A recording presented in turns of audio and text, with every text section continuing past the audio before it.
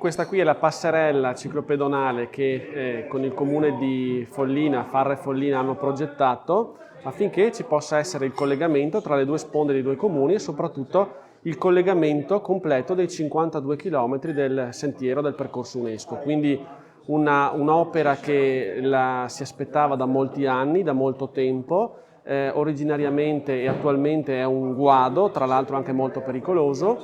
Invece adesso, grazie comunque alla determinazione dell'amministrazione di Farra, dell'amministrazione di Follina, in sinergia con la Regione Veneto, si è riusciti finalmente a progettare questa passerella. Giovedì è stata finanziata completamente dalla Giunta regionale e dal Presidente Zaia, che ha creduto e che crede intensamente a questo percorso, quindi una bella soddisfazione per l'intero territorio, non solo per i due comuni, ma soprattutto un'opera che andrà a collegare due zone, il quartiere del Piave con la vallata, e quindi 52 km del percorso UNESCO potremmo dire che sono collegati. Attualmente il progetto è stato presentato dal Comune di Farra alla sovrintendenza.